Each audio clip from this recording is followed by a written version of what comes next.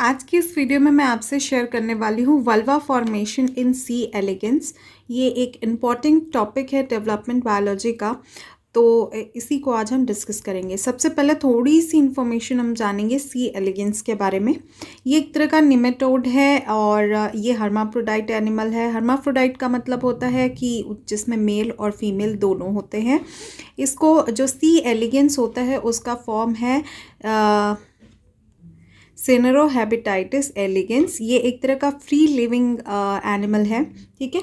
और ये कुछ तरह के डिजीज़ भी कॉज करता है, जैसे पार्किंसंस डिजीज़ कॉज करता है, माइटोकॉन्ड्रियल डिजीज़ कॉज करता है। और अगर आपको इसको नेचर से आइसोलेट करना हो तो आप क्या करेंगे, रॉटिंग फ्रूट्स या स्टेम्स कंपोस्ट में भी आपको ईजिली मिल जाएगा, तो वहाँ से आप ईजिली आइसोलेट कर सकते हैं। इसकी बॉडी अनसेगमेंटेड होती है और इसमें सेल्फ फर्टिलाइजेशन भी होता है, बट मेजरली हम क्रॉस फर्टिलाइजेशन पढ़ते हैं, ठीक है। इसके अंदर जो फीमेल सेक्स ऑर्गन होता है वो 22 सेल्स का होता है और serve as a structure through sperm.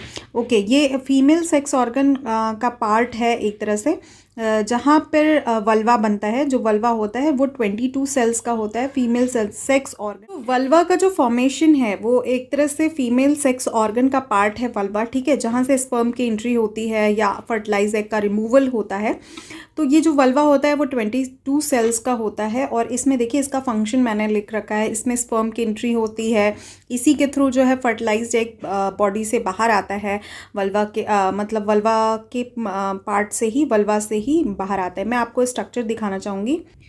देखिए इस तरह से हमारा सी एलिगेंस का स्ट्रक्चर होता है और ये डॉर्सल साइड होता है, ये वेंट्रल साइड होता है। तो वेंट्रल साइड पर एक छोटा सा छेद होता है जिसके थ्रू ही इनके फर्टिलाइजेशन होता है, ऐसा होल टाइप का होता है और वहीं से एग का रिमूवल होता है, ठीक है। तो इसके अलावा जो इंट्रा सेलुलर सिग्नलिंग अभी हम पढ़ेंगे, ये इसका डेवलपमेंट में भी इन्वॉल्व होता है। इसमें ट्रांसक्रिप्शनल रेगुलेशन भी आपको देखने को मिलेगा, जो सिग्नल ट्रांसडक्शन है वो भी देखने को मिलेगा, ठीक है। जैसा कि अभी मैंने आपको फिगर दिखाया है कि मिड वेंट्रल रीजन का जो मिड पार्ट होता है उसमें वहाँ पर वल्वा का फॉर्मेशन होता है। तो कैसे फॉर्मेशन होता है ये देखिए, यहाँ पर गोनैड्स है।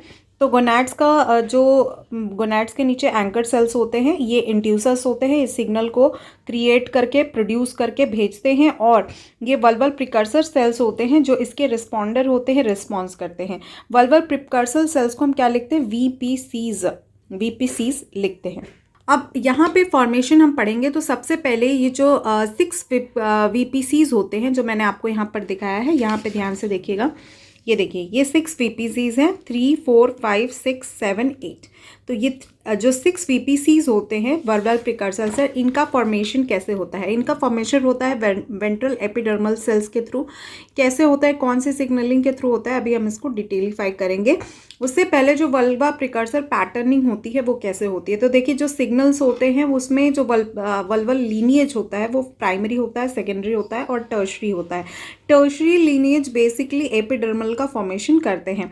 उसके बाद यहाँ पर हम ये देख रहे हैं 11 सेल्स। जो 11 सेल्स होते हैं वेंट्रल साइड में, उसमें जो मिड वेंट्रल सेल्स होते हैं उन्हीं के थ्रू वल्वल प्रिकर्सर सेल्स का फॉर्मेशन होता है। यानी 11 सेल्स से पहले 6 सेल्स का फॉर्मेशन होता है and this 6 cells are vulval precursor cells, ठीक है। ये ऊपर जो ऑरेंज कलर का दिख रहा है आपको, ये ऑरेंज वाला एंकर सेल है और ये गोनैड है। तो ये ऐसा मैंने दिखाने के लिए किया, बिल्कुल ऐसा प्रेजेंट नहीं होता है, ये सिर्फ आपको शो करने के लिए।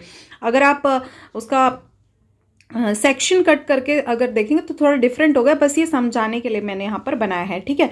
तो यहाँ पर देखिए ये जो हमारा एंकर सेल होता है, एंकर सेल क्या प्रोड्यूस करता है, एंकर सेल प्रोड्यूस करता है सिग्नल इन फॉर्म ऑफ लिन3 प्रोड्यूस करता है हमारा एंकर सेल। और इसके अकॉर्डिंग रिस्पॉन्स कौन करता है, हमारे जो वीपीसीज होते हैं वो रिस्पॉन्स करते हैं।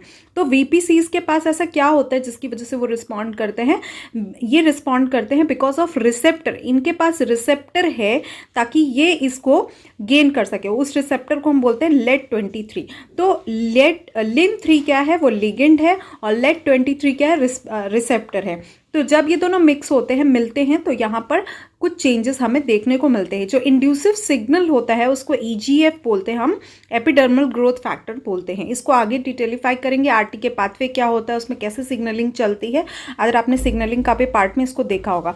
तो जहाँ पर लिन-3 का कंसंट्रेशन सबसे ज़्यादा होता है वहाँ पर आप देखेंगे ध्यान से तो प्राइमरी वीपीसीज बनता है, ठीक है। और ये 8 सेल का फॉर्मेशन करता है। ये जो प्राइमरी वीपीसीज होता है ये 8 सेल का formation by the help of RTK pathway करता है। इसके अलावा जब एक प्राइमरी वीपीसीज आप बन जाता है तो वो दूसरे जो सेल्स होते हैं उनको प्राइमरी वीपीसीज बनने से रोकता भी है। इसको हम बोलते हैं लेटरल इनहिबिशन। यानी देखिए, अगर एक क्लास में कुछ बच्चे होते हैं तो उनमें से अगर कोई एक बच्चा फर्स्ट आता है तो वो दूसरे बच्चे को रोकता है, भैया आप, हम तो फर्स्ट आ गए, तुम फर्स्ट नहीं आ सकते, तुम तो सेकंड या थर्ड आओगे। तो जो बगल वाले होते हैं वो सेकंड आते हैं because they have a high concentration of लिन-12। अभी मैं आपको दिखाऊंगी कैसे। तो लिन-12 का जब कंसंट्रेशन ज़्यादा हो जाएगा तो लिन-12 का कंसंट्रेशन ज़्यादा होने की वजह से ये जो है यहाँ पर मतलब लिन-12 के प्रेजेंट होने की वजह से ये सेकेंडरी बीपीसीज बनाते हैं। और जिनको लिन-3 का कंसंट्रेशन बिल्कुल नहीं मिलता है उसको हम बोलते हैं टर्शरी। ये बाय डिफ़ॉल्ट स्टेज होती है, इसीलिए हम इसको इंस्ट्रक्टिव सिग्नलिंग भी बोल सकते हैं, इंस्ट्रक्टिव पैटर्निंग भी बोल सकते हैं। क्योंकि अगर हमें सिग्नलिंग मिलती है तो हम क्या बनाते हैं, प्राइमरी वीपीसीज या सेकेंडरी वीपीसीज बनाते हैं। लेकिन अगर हमें सिग्नल मिलता ही नहीं है, ऐसी कंडीशन में हम क्या करते हैं, टर्शरी वीपीसीज बनाते हैं। तो ये परमेसिव सिग्नल का पार्ट होता है, परमेसिव सिग्नलिंग का पार्ट होता है। अगर हम यहाँ पर ध्यान से देखें तो जो हाईएस्ट कंसंट्रेशन जहाँ पर होता है लिन-3 का, वो प्राइमरी वीपीसीज बनाते हैं, अदर जो होते हैं वो सेकेंडरी वीपीसीज बनाते हैं। तो अगर हम इसको शॉर्टकट में देखें तो जो 6 होता है, P6 होता है, P6P होता है, वल्वल प्रिकर्सर सेल 6 नंबर का होता है, वो प्राइमरी बनाता है और प्राइमरी 8 सेल्स का फॉर्मेशन करते हैं respectively. 5 and 7 vulval precursor cell can form the secondary VPCs and the secondary VPCs form the 7 and 7 cell. तो overall 22 cell can form which is the very essential for the vulva formation. तो ये female sex reproduction का part है। तो ये 22 sales को इस तरह से बनाते हैं। बाकी जो होते हैं 3, 4, 8 ये टर्शरी सेल्स का फॉर्मेशन करते हैं। ये बाय डिफॉल्ट स्टेज होती है कि अगर कुछ नहीं बन रहा है तो सिग्नलिंग क्या हो जाता है, एपिडर्मिस का फॉर्मेशन हो जाता है। तो अब वल्वा फॉर्मेशन में हम सिग्नलिंग को देखेंगे। तो सबसे पहले हम प्राइमरी का फॉर्मेशन कैसे होता है, प्राइमरी के फॉर्मेशन से पहले ये 11 से 6 का फॉर्मेशन कैसे होता है हम इसको ध्यान से देखेंगे। तो पहली सिग्नलिंग होती है पैराक्राइन सिग्नलिंग। पैराक्राइन सिग्नलिंग में हम WNT सिग्नलिंग पढ़ते हैं, जिसमें लिन-39 हॉक्स काम करता है, जिसमें 11 वीपीसीज जो है 6 वीपीसीज का फॉर्मेशन करता है। इसमें अगर आप देखेंगे सिन और MUV जीन्स जो होते हैं ये इस स्टेप को ब्लॉक्स कर सकते हैं। यानी कि अगर ये इसको एक्टिवेट करता है, यानी जो लिन-39 हॉक्स जीन होता है ये इसको एक्टिवेट करता है कि जो 11 वीपीसीज है उससे 6 वीपीसीज का फॉर्मेशन हो सके। लेकिन इसको रोकने का भी काम सिन MUV जीन करते हैं। लेकिन अगर वो यहाँ पर प्रेजेंट नहीं है तो क्या होगा, 11 वीपीसीज से 6 वीपीसी का फॉर्मेशन हो जाएगा। और एक बार अगर 6 वीपीसी का फॉर्मेशन हो गया एक सी एलिगेंस में, तो दूसरा जो है नहीं बन पाएगा क्योंकि ये एक्टिव हो जाता है, ठीक है। उसके बाद हम दूसरी सिग्नलिंग देखते हैं, आरटीके सिग्नलिंग। आरटीके सिग्नलिंग हम किस लिए पढ़ते हैं, आरटीके सिग्नलिंग हम इसलिए पढ़ते हैं कि हमें प्राइमरी वीपीसीज को बनाना है, ठीक है। तो प्राइमरी वीपीसीज हम कैसे, रिसेप्टर टायरोसिन काइनेज सिग्नलिंग के थ्रू करते हैं। तो यहाँ पे देखिए लिन-3 कौन सेक्रेट करेगा, लिन-3 सेक्रेट करेगा एंकर सेल। मैंने आपको दिखाया था, यहाँ पे फिर से रिकॉल कराती हूँ। ये देखिए ये हमारा एंकर, और एंकर सेल जो है लिन-3 का सेक्रेशन करेगा। तो लिन-3 कहाँ से अटैच होगा, लेट-20। यहाँ पर हम आरटीके सिग्नलिंग की बात कर रहे हैं। तो यहाँ पर देखिए ये रिसेप्टर ऑटोफॉस्फोराइलेशन की वजह से रैस एक्टिव होता है। रैस किसको एक्टिव करेगा, रैफ को, रैफ किसको, MEK को, MEK1, MEPK1 और ERK को, और ये लिन-31 को एक्टिवेट कर देता है। और इसके अलावा लिन-1 को ब्लॉक भी करता है और इसकी वजह से ट्रांसक्रिप्शन हो जाता है, यानी कि पहला प्राइमरी वीपीसीज का फॉर्मेशन हो जाता है। उसके बाद यहाँ पर ध्यान से देखेंगे तो ये जो प्राइमरी का फॉर्मेशन हो जाएगा तो ये सेकेंडरी के फॉर्मेशन को, यानी दूसरे वाले को प्राइमरी बनने से रोकेगा। तो इसको बोलते हैं लेटरल इनहिबिशन। तो लेटरल इनहिबिशन इंस्ट्रक्टिव इनहिबिशन होता है और इसमें डेल्टा नॉच पाथवे होता है। तो यहाँ पर इस तरह से आप देख सकते हैं कि यहाँ पर जो प्राइमरी वीपीसीज का फॉर्मेशन हो जाता है तो वो लिन-12 सेक्रेट करता है, जिसके थ्रू सेकेंडरी का प्राइमरी का फॉर्मेशन नहीं होने देता। इसको लेटरल इनहिबिशन करते हैं। अगर सेम वाइज आप देखेंगे तो ये प्राइमरी वीपीसीज है। प्राइमरी वीपीसीज में जो रैस होता है हम उसको लेड 60 भी बोलते हैं। तो अगर क्वेश्चन में लेड 60 आ रहा है तो you don't get confuse about this, both are equal. देखिए यहाँ पर जो GEF है वो किसको एक्टिवेट करता है, लेड 60 को एक्टिवेट करता है। तो सेम वाइज हम यहाँ पर भी देखेंगे। तो यहाँ पर अगर आप ध्यान से देखें तो जो रैस है, रैस जो है वो लिन 12 को ब्लॉक कर देता है, इसलिए ये वीपीसीज बन जाता है। बाकी में लिन 12 एक्टिवेट होता है तो रैस जो है इनिबिट हो जाता है। जिसमें रैस एक्टिवेटेड होगा यानी ये वाला पोर्शन एक्टिवेटेड होगा तो प्राइमरी वीपीसीज बनाएगा। आई होप ये कॉन्सेप्ट आपका क्लियर होगा कि लेटरल इनिबिशन कैसे होता है। उसके बाद हम एंकर सेल का फॉर्मेशन देखेंगे। ये जो हमारा गोनैड्स के नीचे मैंने एंकर सेल का फॉर्मेशन आपको दिखाया था, ये देखिए एंकर सेल जो लिन 3 को सेक्रेट करता है, जिसकी वजह से प्राइमरी सेकेंडरी वीपीसीज बनते हैं, तो वो हम यहाँ पर देखेंगे। और इससे पहले मैं आपको बताना चाहती हूँ, जैसे देखिए यहाँ पर आरटीके सिग्नलिंग चलेगी, प्राइमरी वीपीसीज बना, यहाँ पर हमारा डेल्टा नॉच पाथवे होगा, डेल्टा नॉच पाथवे की सिग्नलिंग की वजह से यहाँ पे इंस्ट्रक्टिव सिग्नलिंग की वजह से यहाँ पे सेकेंडरी वीपीसीज बनेगा, और फिर यहाँ पर टर्शरी जिसको कुछ नहीं, कोई सिग्नल नहीं मिलेगा, वो बाय डिफॉल्ट एपिडर्मल सेल्स बनाते हैं। तो यहाँ पर अभी हम देख रहे हैं एंकर सेल का फॉर्मेशन। तो एंकर सेल का फॉर्मेशन कैसे होता है, देखिए ये Z1 PPP है, ये Z4 AAA है, ये 4 है, ठीक है, ये 4 है। तो इसमें क्या होता है, इसमें भी डेल्टा नॉच सिग्नलिंग होती है, इसको जस्टोक्राइन सिग्नलिंग भी आप बोल सकते हैं, और इसमें एंकर सेल का फॉर्मेशन हम देख रहे हैं। तो यहाँ पर देखिए डेल्टा यानी लैग 2 जिसमें होगा वो सिग्नल प्रोड्यूस करने वाला होगा, सिग्नल होगा, और जो नॉच होगा जिसमें लिन 12 का कंसंट्रेशन ज़्यादा होगा और रिसेप्टर की तरह काम करेगा। तो लिन 12 का यहाँ पर 2 काम होता है। लिन 12 का काम ये भी होता है कि वो लेटरल इनिबिशन करे, और दूसरा काम ये भी होता है कि वो रिसेप्टर का फॉर्मेशन करे। तो देखिए पहले ये दोनों सेम ही होते हैं, दो सेल्स हमेशा सेम ही होते हैं, लेकिन जिसमें मान लीजिए लैग 2 का एक्सप्रेशन ज़्यादा हो गया तो वो कैसे हो गया, वो सिग्नल हो गया, थोड़ा सा डिस्ट्रीब्यूशन हुआ। और यहाँ पर देखिए यहाँ पे लैग 2 का एक्सप्रेशन ज़्यादा हो रहा है तो ये कैसा हो गया, ये हमारा सिग्नल हो गया, और ये रिसेप्टर हो गया क्योंकि इसमें लिन 12 का एक्सप्रेशन ज़्यादा हो रहा है।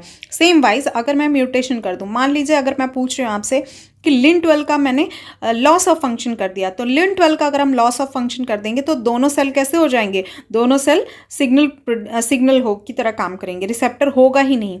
और अगर मैं बोलूँ कि लैग 2 का म्यूटेशन कर दें, तो लैग 2 का म्यूटेशन कर दें तो उस कंडीशन में भी क्या होगा, उस कंडीशन में भी दोनों कैसे हो जाएंगे, रिसेप्टर की तरह फॉर्मेशन हो जाएगा दोनों का। अच्छा, इसमें एक चीज़ आप ये भी कर सकते हैं, अगर लैग 2 का लॉस ऑफ फंक्शन हो रहा है तो, और मान लीजिए लिन 12 का गेन ऑफ फंक्शन हो रहा है, तो दोनों सेल कैसे हो जाएंगे, दोनों सेल अगेन रिसेप्टर हो जाएंगे। आई होप ये कॉन्सेप्ट आपको क्लियर होगा। अगर कहीं पे भी आपको वीडियो पसंद आ रहा है तो लाइक शेयर जरूर कीजिएगा, और चैनल पे पहली बार है तो सब्सक्राइब जरूर करके जाइएगा। अब हम इसका थोड़ा सा ऐसे फिगर आउट करेंगे। इसमें तो इसमें देखिए इस फिगर में मैंने 4 स्टेप दिखाया है, एक जनरेशन है, डिटर्मिनेशन है और एक्सक्यूजन है, ठीक है। तो अब हम यहाँ से अगर हम इसको ध्यान से देखें तो यहाँ जनरेशन होता है, यहाँ पे देखिए मैंने 12 बना दिया, यहाँ पे 11 वीपीसीज हमारे 11 सेल्स थे हमारे पास, जिसमें से हमने 6 वीपीसीज को फाइंड आउट किया, जिसमें 3, 4, 5, 6, 7, 8 ये 6 वीपीसीज हमने निकाले हैं, इसको हम बोलते हैं जनरेशन, ठीक है। उसके बाद हम इस जो 6 वीपीसीज होते हैं, 6 वीपीसीज में जो हमारे एंकर सेल होते हैं वो गोनैड्स के पास होते हैं, तो इस तरह से ये हमारे प्राइमरी और सेकेंडरी को फॉर्मेशन करते हैं। तो थर्ड स्टेप में जो डिटर्मिनेशन होता है, फर्स्ट स्टेप में जो डिटर्मिनेशन होता है वो P6P का होता है, और सेकेंड स्टेप में जो डिटर्मिनेशन होता है, क्लोजअप होता है, वो 5 और 7 यानी सेकेंडरी वीपीसीज का डिटर्मिनेशन होता है। उसके बाद एक्सक्यूजन में हम क्या देखते हैं, एक्सक्यूजन में हम देखते हैं कि जो हमारा एपिडर्मल्स जो टर्शरी वाले होते हैं या एफ होते हैं, एफ मतलब ये वाले, जो ये वाले हैं, ये हम इसको क्या बोलेंगे, एफ बोलेंगे, ये हमारे एफ हैं। तो एफ हो या फिर हमारा क्या हो, टर्शरी हो, ये बाय डिफ़ॉल्ट एपिडर्मिस बनाता है, ये बाय डिफ़ॉल्ट एपिडर्मिस बनाता है। और ये जो सेकेंडरी होते हैं ये 7 और ये प्राइमरी जो है 8, ये सारे मिलके 22 सेल का वल्वल प्रिकर्सर सेल का फॉर्मेशन करते हैं। आई होप ये जो है कॉन्सेप्ट अगेन आपको क्लियर होगा, कैसे डिटर्मिनेशन होता है, कैसे इक्विवेलेंसी होती है, कैसे एक्सक्यूजन होता है। इस तरह से फिगर आउट करके आप क्वेश्चंस लगा सकते हैं, और कुछ क्वेश्चंस जो है विद द एक्सप्लेनेशन मैं अभी आप आपको कुछ दिन में अपलोड भी करूँगी इससे related. After completion of this part आप उसको खुद से आंसर। तो see this is the mutation case, और ज़्यादातर जो क्वेश्चंस होते हैं वो यहीं से आते हैं। थ्योरी पार्ट मैंने आपको वहाँ तक कराया है, आप थ्योरी पार्ट में उतना लिख देंगे तो बहुत इंपॉर्टेंट है। डायग्राम्स को ज़रूर इंक्लूड कीजिएगा।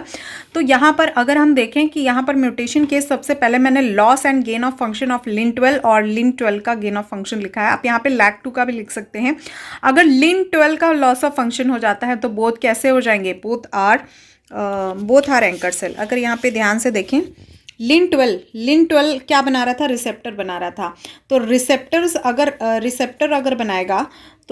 अगर बनाएगा तो इसमें कैसे बोथ सेल्स जो होंगे एंकर सेल्स बोथ ऑफ वीपीसीज, तो यहाँ पर कैसे हो जाएंगे, ये बोथ एंकर सेल्स बन जाएगा अगर इनका लॉस ऑफ फंक्शन हो गया तो। ठीक है, उसके बाद अगर गेन ऑफ फंक्शन होता है lin12 का तो कैसे बनाएंगे, दोनों वीपीसीज बना देंगे। सेम वाइल अगर हम इस क्वेश्चन में ये भी देखें कि अगर lin3 का लो हो और let3 भी लो हो, यानी आर्टिकल लो हो जाए, तो उसकी वजह से वल्वा फॉर्मेशन नहीं होगा। अगर एंकर सेल को डिस्ट्रॉय कर दें तो अगेन वल्वा का फॉर्मेशन नहीं होगा, हाइपोडर्मल सेल का फॉर्मेशन होगा।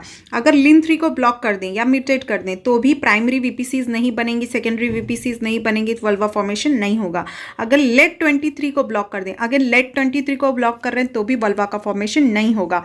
अगर प्राइमरी और सेकेंडरी वीपीसीज को डिस्ट्रॉय कर देते हैं तो प्राइमरी कौन सा बनेगा, प्राइमरी फोर्थ वाला बनेगा और थर्ड और एट्थ वाला सेकेंडरी बनेगा। गोनैड्स को डिस्ट्रॉय करने से कोई फर्क नहीं पड़ता क्योंकि एंकर सेल का फॉर्मेशन अगेन डिफरेंट होता है। उसके बाद lin3 की बात करते हैं तो lin3 का अगर ओवर एक्सप्रेशन कर देते हैं तो 5, 6, 7 प्राइमरी बनता है और 6, 4 सेकेंडरी वीपीसीज बन जाता है। एंकर सेल की पोजीशन को अगर शिफ्ट कर देते हैं तो वल्वा की पोजीशन भी शिफ्ट हो जाती है।